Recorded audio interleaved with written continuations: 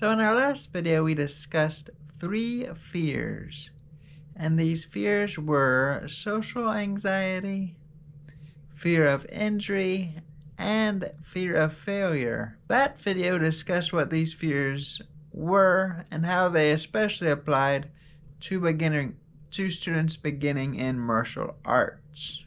In this video, we are going to be discussing advice I would give for overcoming these fears. I will be sure to tag my last video and link it in the description for those who haven't watched it, but let's begin with a discussion of social anxiety. So with social anxiety, I would first like to start with this story. I started on a mixed martial arts team called Team Hoedown. This team had a process for dealing with potential new members. And this process was that before the current members learned the new members' names, the new members first had to last a week. The reason behind this was due for multiple reasons, but one of which was that with people who came to our mixed martial arts gym and wanted to be there to socialize and just kind of not take the training as seriously as they should, these people would quickly lose interest because they wouldn't be acknowledged by everyone until they put the work in.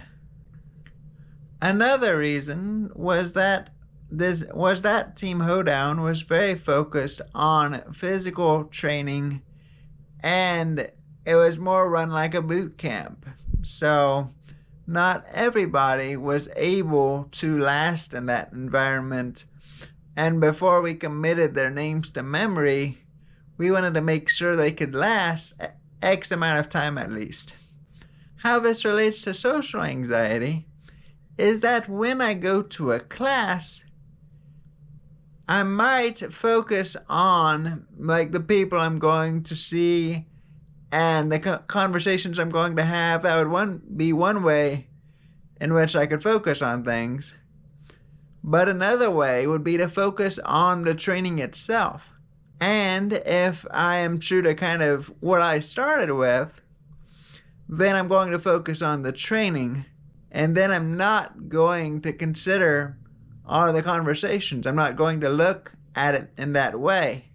I'm going to just be trying to get as much out of this training session as I possibly can. So when I go as a student, for instance, I like to take a lot of notes. And especially if I'm tired, I kind of like to find my own little corner and do my own kind of workout or warm up before the class actually begins. Because of this, I'm not as sociable with everybody else. But everybody else can see that I'm kind of putting in some work, and they appreciate me for it. And instead of me approaching them, I'm frequently approached by a lot of people who want to see kind of what I'm up to, the notes I'm taking, and just how I go about things. This is something I follow, but this isn't something that's just limited to me. It's something everyone else would be able to use too.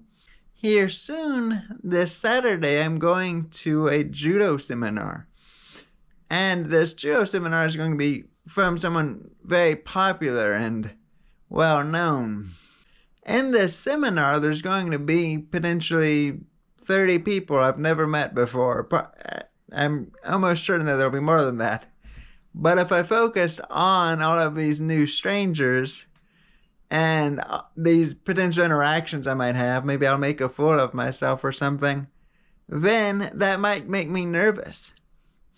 But instead, if I focus on the things I'm going to learn, and I just live in my notebook and just jotting down as much as I can that's applicable to me at this seminar, then I'm just going to try to get the most out of the opportunity.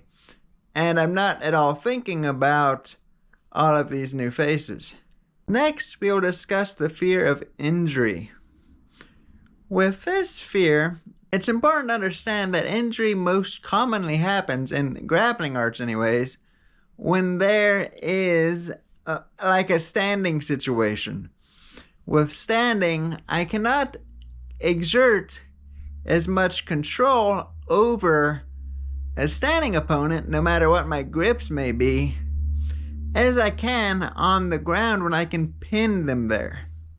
When I can put all of my weight on them, I can exert a lot more control. But in standing, you're not given that option because they'll still have some movement available to them, which they wouldn't have in a grounded situation.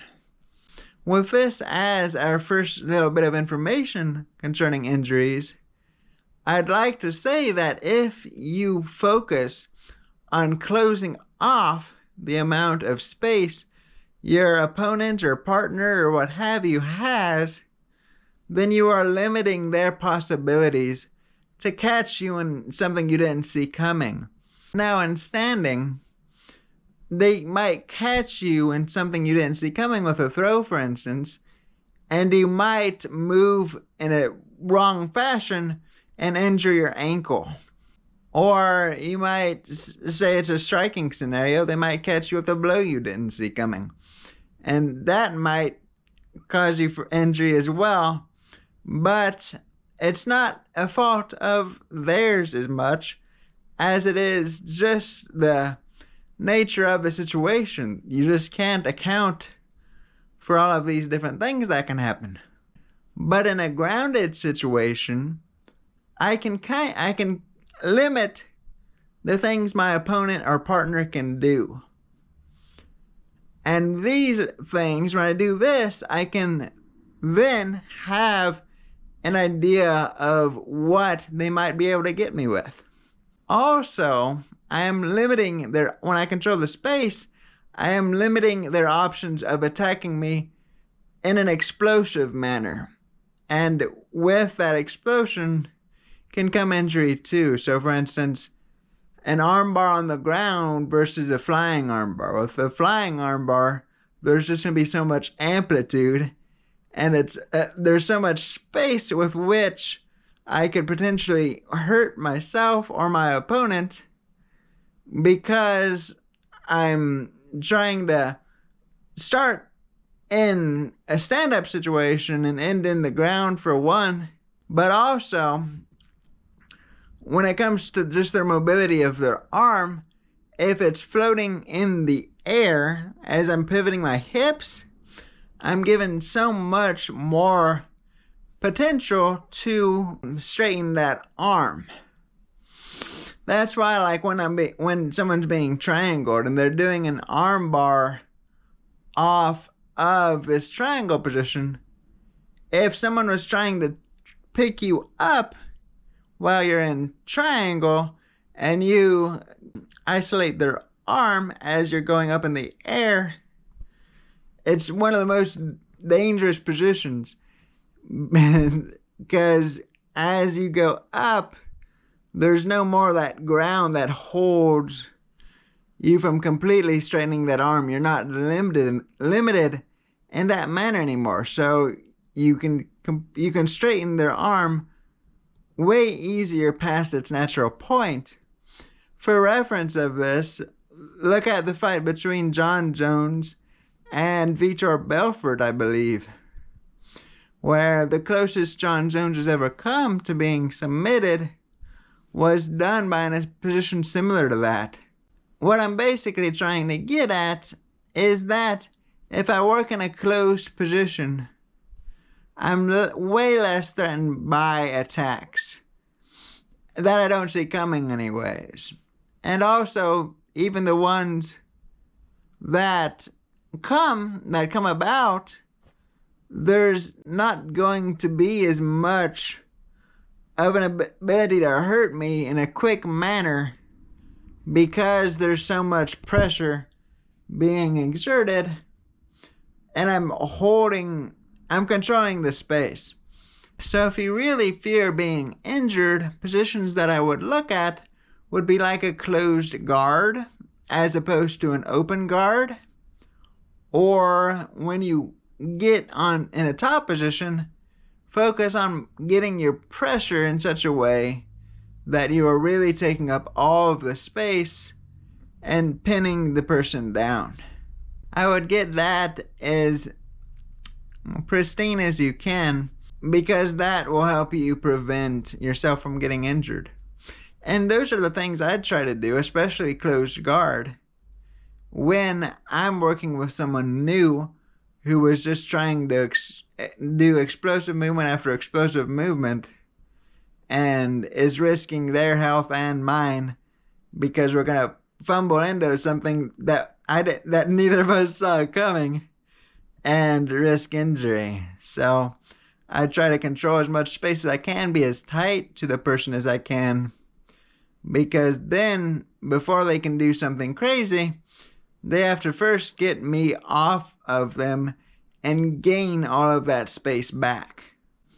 Again though, so you're going to get hurt in martial arts, even if it's not from the result of a grappling scenario or a striking scenario, what have you.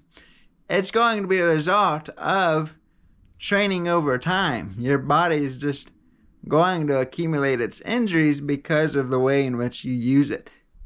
So I might be able to limit the amount a person might be able to hurt me, but due to the training I'm going to go through in order to get myself like that, I'm going to naturally accrue injuries. My shoulder's going to naturally kind of lose some strength because of the weightlifting I do through it, and just might become arthritic or something like that because I'm training hard.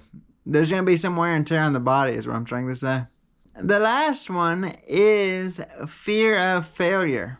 So this one is a very big one, in that it's going to happen. If we compete for a long enough time, we're not going to do as well as we used to. This is also a very poignant fear for me too, because I'm not 19 anymore. I'm getting older myself. But one thing with this fear that's really helped me is that when you start studying martial arts and you start doing martial arts for long enough, you'll find that it's not just your training that you're kind of responsible for. You're involving yourself in a team, and you can kind of help them develop themselves as well.